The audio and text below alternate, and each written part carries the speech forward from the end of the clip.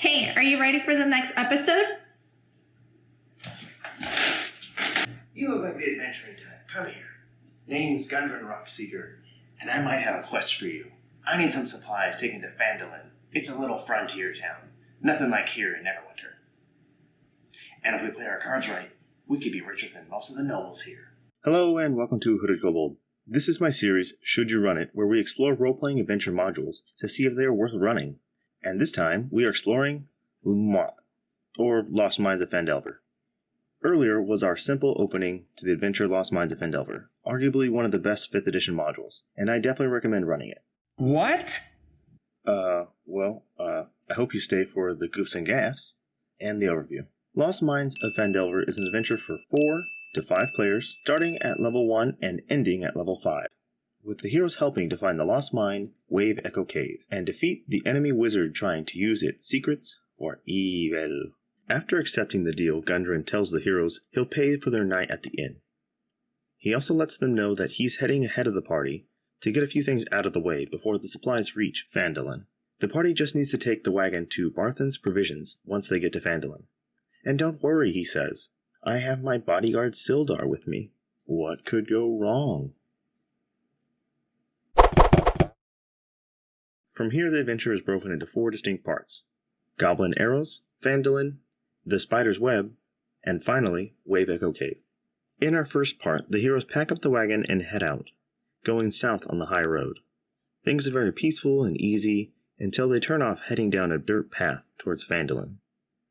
The book says that this is a good time to flesh out character traits and have your group get to know each other a bit better.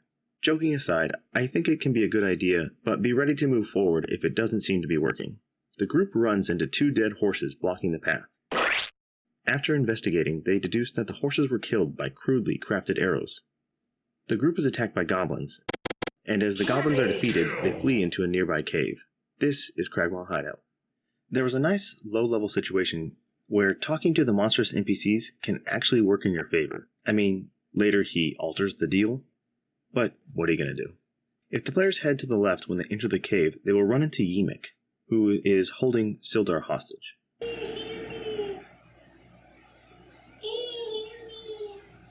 You want your friend back? Then kill Clark for me, and bring me back proof. The rest of the cave is pretty normal. There's a cool waterfall trap in the middle, some stolen goods, and Clark. Sorry, Clark. The group can then head back to Ymik with proof of Clark's death. Now I want 50 gold. Dude, I'm not paying him 50 gold. You won't give it to me. I'll do it.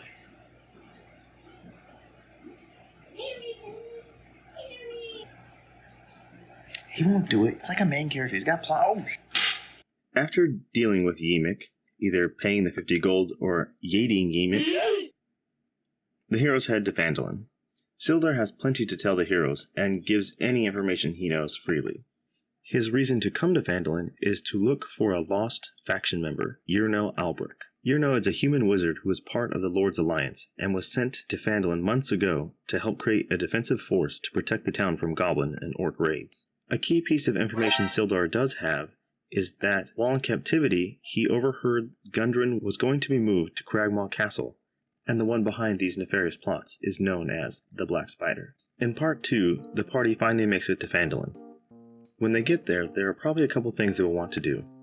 They may want to go to Barthen's Provisions to get paid for their escort mission. If they found the stolen goods, they will probably want to return them to Lion Shield Coaster. And most likely they will want to go to the inn to get some well-deserved rest. The players are encouraged to explore the town and are given plenty of mini quests to help out the town. This is a perfect time to sprinkle in some foreshadowing about how the local gang, the Red Brands, are causing lots of trouble. This is also when Sildar splits off from the group, setting up a place to settle down in the town master's hall. He is there as kind of a guide for the players if they need direction or help with anything in the town. Think of the fortune tellers from old RPGs. The next part of the adventure is linked to the Red Brands. If the players don't seek them out, have the Red Brands seek out the players. This will nudge the players to Tresendar Manor, a castle that lies in ruins, currently being used as a base for the Red Brand gang. When exploring the manor, the players will run into a cellar that leads them to the Red Brand hideout. It has your typical dungeon crawl fixings, guards, stone walls and flooring, and also some captives to rescue. But it also has the cutest goblin ever, and his name is Drool.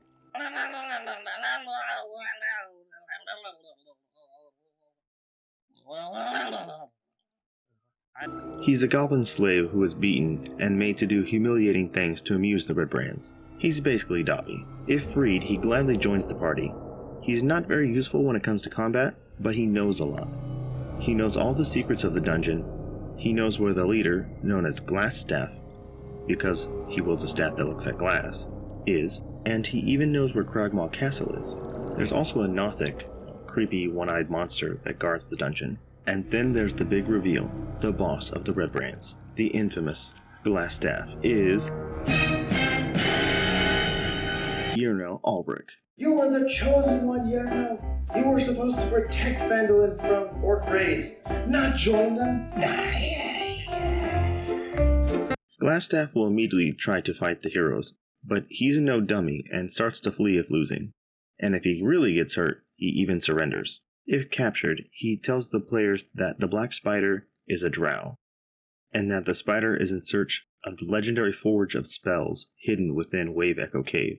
This forge allows the creation of magic items, which the spider plans to use to help him grow in power. The heroes take Yerno back to Phandelver, and Sildar keeps Yerno locked in cells underneath the Taskmaster's Hall, until he can be taken to Neverwinter and tried for his crimes. This moves the characters to our third part of the adventure. This part is very sandboxy, with a bunch of mini-quests that get the player searching around the surrounding areas and interacting with the townsfolk, hopefully giving them a sense of investment in the town. There's a quest to seek out a banshee, to check out an old well, to find a nearby small ruined town and talk to a druid there, to chase away orcs from a nearby Wyvern cavern, and Sildar wants the heroes to find Cragmaw Castle and rescue Gundren. Now, I just want to talk about one of these side quests, seeking out the druid. This one appears very underwhelming, but is by far the most deadly. By selecting this one, the heroes will run into Venomfang. Who's Venomfang, you ask? Oh, just a young green dragon. Now, I can hear some people say, oh, it's just a young green dragon. Okay, let's just say we have 5 level 3s. This is our best case scenario. Now, here's the stat block for our dragon. Good luck hitting that AC. Have fun chunking through those 136 hit points. Oh, also, it has multi-attack and a poison breath that does 12d6 damage. The challenge rating is 8, and even the book is like, here's 2k XP if the characters see Venomfang and live. Because, they're not gonna kill it. This is really the one blunder I'll give the book. I get that it's Dungeons and Dragons, but adding a young dragon at this level is kinda tempting them to die. Anyway, tangent over. The characters keep questing until they find Cragmaw Castle. Like most of this adventure, there are many ways to solve the issues presented to the heroes. Witty heroes may even pull a hitman and dress as a Red Brand to gain entry into the castle without needing to fight all the goblinoids. There are a lot of little gems here, but I don't want to spoil it all. Eventually, the heroes make their way through the castle and find King Groll, a bugbear who rules Cragmaw with an iron fist. He is talking to Verith, a doppelganger disguised as a drow who is second in command to the Black Spider. Her orders are to kill Gundren and destroy the map so no one finds out about Wave Echo Cave. The heroes defeat King Groll and fight off Verith, rescuing Gundren and securing the map. This sets the stage for our final showdown at Wave Echo Cave. Wave Echo Cave is a pretty normal dungeon crawl. Quite a few traps, each room has its own meaning and flavor. Not a lot to say, but it's a solid dungeon. The ending does have some pretty good stuff though.